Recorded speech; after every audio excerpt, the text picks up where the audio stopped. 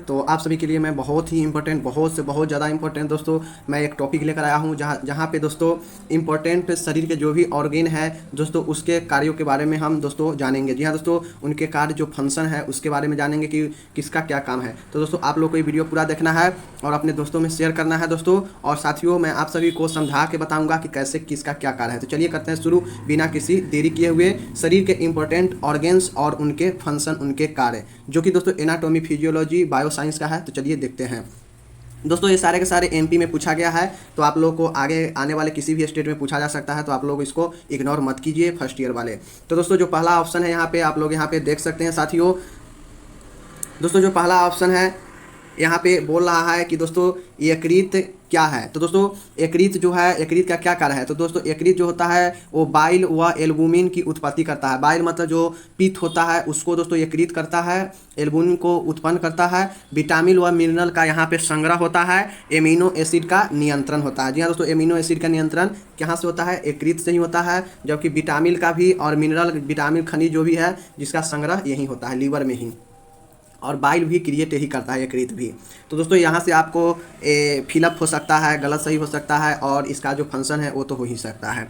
तो ये सारे चीज़ आपका क्वेश्चन यहाँ से बनेगा। उसके बाद दोस्तों अंडाशय, ओवरी क्या है। तो दोस्तों ओवरी हार्मोन, एस्ट्रोजन व प्रोजेस्टेरोन का निर्माण करना, निषेचन के लिए डिम्ब की उत्पत्ति करना। दोस्तों अंडाशय जो है वो क्या करता है, निषेचन जो होता है उसके लिए डिम्ब मतलब जो अंडा होता है उसका उत्पन्न करता है। और यह क्या करता है, एस्ट्रोजन और प्रोजेस्टेरोन जो स्त्री का हार्मोन है, मादा हार्मोन है, उसका निर्माण करता है कौन, ओवरी, अंडाशय। रक्त है दोस्तों, कहता है रक्त के क्या कार्य है। तो रक्त ऊतक व कोशिका तक पोषक तत्वों को पहुंचाना, फेफड़ों से प्राप्त ऑक्सीजन को समस्त ऊतकों को प्रदान करना। दोस्तों क्या है, रक्त का क्या कार्य है। तो यह क्या करता है, जितने भी हमारे शरीर में सनात्मक और क्रियात्मक इकाई क्या है, कोशिका है। तो दोस्तों कोशिका तक इसके पोषक तत्व को पहुंचाता है, फेफड़ों से ऑक्सीजन प्राप्त करके ऊतकों और कोशिकाओं तक भी पहुंचाने का कार्य करता है। दोस्तों जो चौथा है आप सभी के पेंक्रियाज है, जिसको हम बोलते हैं दोस्तों अग्नाशय। जी हाँ दोस्तों, अग्नाशय बोलते हैं। तो दोस्तों पेंक्रियाज का काम है इंसुलिन व ग्लूकागोन के निर्माण द्वारा रक्त ग्लूकोज का नियंत्रण करना, एंजाइम की उत्पत्ति द्वारा पाचक में सहायक। देखिए दोस्तों नॉर्मल पेंक्रियाज का क्या काम है, यह इंसुलिन का निर्माण करता है, जिससे ग्लूकोज का जो नियंत्रण होता है ना वो क्या होता है, हमारे ब्लड में सही से हो पाता है, नियंत्रण हो पाता है। अगर पेंक्रियाज सही से काम नहीं करेगा तो वही आपके ब्लड शुगर होने का खतरा बढ़ जाता है, क्योंकि वहाँ पे ग्लूकोज का नियंत्रण सही से नहीं होगा। उसके बाद इसका और काम है कि यह एंजाइम के फंक्शन जो होता है, शरीर में जो भी पाचक है उसको ये एंजाइम की उत्पत्ति करके पाचन में भी सहायता करता है, मतलब यह एंजाइम का भी उत्पत्ति करता है पेंक्रियाज। पांचवा है दोस्तों स्किन है। स्किन का क्या कार्य है, तो शरीर के तापमान का नियमन रखना, मतलब शरीर अगर स्किन नहीं रहेगा तो आपके शरीर के तापमान जो थोड़ा सा गर्मी लगता है वो अधिक गर्मी लगेगा, तो इसलिए यह तापमान को भी स्थिर रखता है। उसके बाद कहता है शरीर की रक्षा करना, शरीर की रक्षा भी करता है। पसीने द्वारा व्यर्थ पदार्थों का उत्सर्जन करना, जो पसीना है उसके द्वारा जो उत्सर्जन होता है, गंदगी निकलता है, उसका भी काम त्वचा ही करता है।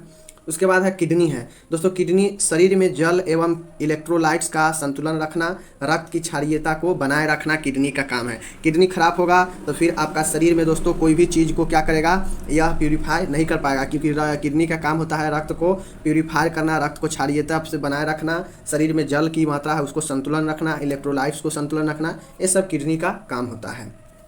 नेक्स्ट देखते हैं दोस्तों, नेक्स्ट में हम चलते हैं। कहता है किडनी है, तो वही है दोस्तों, फिर से आ गया, ये दूसरे ईयर में पूछा गया था। तो किडनी का क्या कार्य होता है, तो आप सभी को यहाँ पे देखिए, किडनी शरीर में जल एवं इलेक्ट्रोलाइट का संतुलन रखता है। फर्स्ट काम है, शरीर में यह जल को, इलेक्ट्रोलाइट को एक समान रखता है, रक्त में क्षारीयता को बनाए रखता है प्यूरिफायर करके, और व्यर्थ पदार्थों को शरीर से बाहर भेजता है, अम्ल तथा क्षार के संतुलन को भी बनाए रखता है किडनी। तो ये सारे इसका काम है। क्या काम है, अम्ल क्षार को संतुलन रखता है, शरीर से व्यर्थ पदार्थों को बाहर निकलता है, रक्त में क्षारीयता समान बनाए रखता है, शरीर में जल और इलेक्ट्रोलाइट्स को भी संतुलन बनाए रखता है। उसके बाद है दोस्तों यकृत है, लीवर। लीवर का भी कार्य पढ़े हैं हम लोग कि यह बाइल मतलब पित्त का उत्पत्ति करता है, वह एल्बुमिन का भी उत्पत्ति करता है। उसके बाद यह विटामिन व मिनरल का भी संग्रह है, यहाँ पे विटामिन और मिनरल का संग्रह होता है, और यह एमिनो एसिड का नियंत्रण करता है। तो इसका ये काम है यकृत का। इसमें नया है हाइपोथैलेमस। दोस्तों हाइपोथैलेमस शरीर के तापमान का नियमन करता है और हार्मोन का स्रावन करता है, मतलब आपके शरीर में जो तापमान है वो एक समान नियमन यानी नियंत्रण करके रखता है कौन, हाइपोथैलेमस, और यह हार्मोन का भी स्रावन करता है। ओवरी, अंडाशय, ओवरी ब्रीक तो हम लोग पढ़े ही हैं अभी। ओवरी के बारे में दोस्तों यहाँ पे हम लोग पढ़े हैं कि ओवरी एक क्या है, मादा मादा का अंग है जो हार्मोन एस्ट्रोजन व प्रोजेस्टेरोन का निर्माण करता है। अब देखिए दोस्तों, पूछा जा सकता है आपसे कि दो मादा हार्मोन कौन से हैं, तो एस्ट्रोजन और प्रोजेस्टेरोन, यह मादा सेक्स हार्मोन है का निर्माण करता है। निषेचन के लिए डिंब की उत्पत्ति करता है, मतलब निषेचन के लिए अंडा का निर्माण करता है कौन, ओवरी। उसके बाद दोस्तों है फेफड़ा। लंग्स का क्या कार्य है, तो कार्बन डाइऑक्साइड को बाहर निकालना, वातावरण से ऑक्सीजन लेकर रक्त प्रवाह में देना। जैसे फेफड़ा दोस्तों पंप करता है आपके शरीर में ब्लड को, क्या करता है, यह धकेलता है, पंप करता है, मतलब आपके शरीर के विभिन्न अंगों तक। कब, जब यह ऑक्सीजन को लेकर और कार्बन डाइऑक्साइड बाहर निकाल के ऑक्सीजन को क्या करता है, रक्त में देता है, ताकि रक्त सभी अंगों तक पर्याप्त मात्रा में जा सके। नेक्स्ट देखते हैं दोस्तों, यहाँ पे नेक्स्ट है कार्य, इसका लिखना है प्यूटरीट ग्रंथि का क्या कार्य है, उसका 2 कार्य लिखना है। तो जो पहला कार्य है दोस्तों, यह विभिन्न हार्मोनों को स्रावित करता है, और दोस्तों हमने पढ़ाया भी है कि यह क्या करता है, इससे प्यूटरीट ग्रंथि आदेश देता है कि किसको कौन से काम के लिए हार्मोन को स्रावन करना है, तो इसलिए इसे मास्टर ग्रंथि भी कहा जाता है। तो यह हार्मोन का स्रावन करता है। उसके बाद है ग्रोथ हार्मोन द्वारा शरीर का विकास व वृद्धि करना। प्यूटरीट ग्रंथि का यह भी काम है कि यह ग्रोथ हार्मोन को भी देता है, स्राव करता है, जिससे शरीर का वृद्धि और विकास होता है। गर्भाशय अभी पढ़े हैं, यूट्रस क्या है, तो दोस्तों डिंब के निषेचन से लेकर भ्रूण के जन्म तक उसका विकास करना। गर्भाशय यही होता है कि एक जब डिंब होता है, अंडा जब बनता है, उससे लेकर जो भ्रूण का जन्म है, जो बच्चा का जन्म होता है, उसके विकास तक इसका कार्य है। उसके बाद है दोस्तों ब्लैडर व पेल्विक अंगों को सहारा देना। जो भी ब्लैडर है वह पेल्विक अंगों है, उसको सहारा देता है कौन, यूट्रस। तो इसका 2 काम ये हुआ। आमाशय, पेट का क्या काम है, तो भोजन का अस्थायी भंडार पात्र है। जैसे जो लोग खाते हैं तो भोजन कहाँ होता है, पहले वो आमाशय में इकट्ठा होता है, धीरे धीरे वह पाचन का कार्य होता है।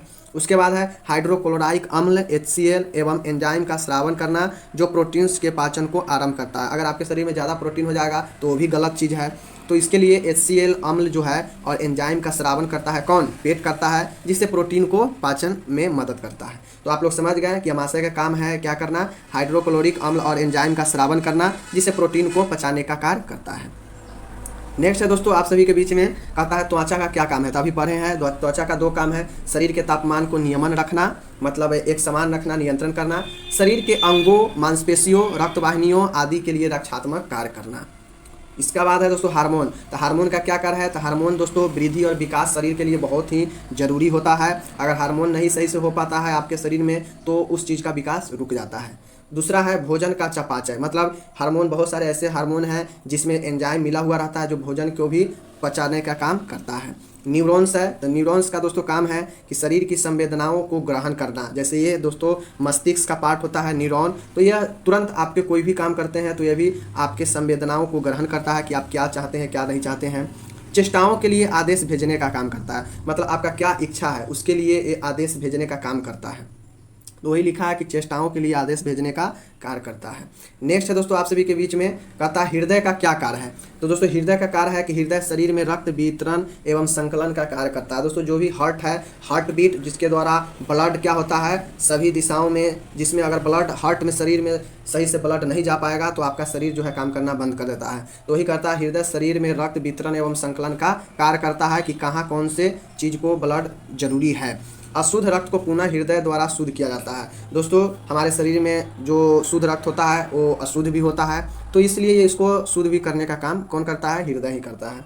ब्रेन का क्या काम है, तो ब्रेन का काम होता है बोलना, सोचना, समझना, संवेदना व व्यवहार नियंत्रण आदि ब्रेन से ही होता है। ऐच्छिक मांसपेशियों का संचालन।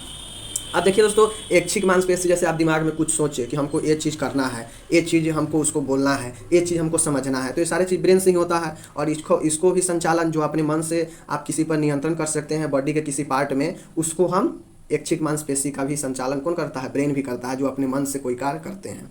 5वां है दोस्तों फेफड़ा, लंग्स। लंग्स का क्या कार्य है अभी बताए हैं कि कार्बन डाइऑक्साइड को बाहर निकालता है, ऑक्सीजन को वातावरण से ऑक्सीजन लेकर रक्त प्रवाह में देने का कार्य करता है। उसके बाद है दोस्तों लास्ट है प्लीहा है, स्प्लीन है। तो कहता है दोस्तों IG और बड़ा G का संश्लेषण ये करता है और असमान लाल रक्त कोशिकाओं को हटाता है। जैसे आपके शरीर में असमान लाल रक्त कोशिका जो होता है दोस्तों, स्प्लीन प्लीहा जो होता है वो दोस्तों क्या करता है, RBC और WBC का इसको कब्रगाह भी कहा जाता है। यहाँ पे निर्माण भी होता है और यहाँ पे इसका क्या होता है, संश्लेषण भी होता है लाल रक्त कोशिकाओं का। तो यही कहता है IgG का संश्लेषण करना और असमान लाल रक्त कोशिकाओं को हटाना। तो दोस्तों ये महत्वपूर्ण कार्य था, उम्मीद है आप लोग को समझ में आया होगा। बहुत इंपॉर्टेंट है, शॉर्ट क्वेश्चन लॉन्ग क्वेश्चन सभी में आ सकता है, तो आप लोग को टेंशन लेने की जरूरत नहीं है। कुछ इंपॉर्टेंट ऑर्गन था, उसके कार्यों के बारे में हम बताए हैं। बाकी आपको क्या करना है, जो लोग सीरियस ले रहे हैं तो उनको तो बहुत अच्छा है, पढ़ेंगे उनको समझ में आएगा। जो सीरियस नहीं ले रहे हैं भाई, उसके लिए हम क्या कर सकते हैं, हम कहीं सकते हैं, बाकी आपका मन है तो शेयर कीजिए अच्छा लगे वीडियो तो। बाकी ये सारे के सारे क्वेश्चन पूछा गया था MP वाले में, हम वहीं से उठाए हैं, तो आप लोग इसको जरूर एक बार देखिए। तब तक मिलते हैं अगले किसी वीडियो के साथ। जय हिंद, नमस्कार।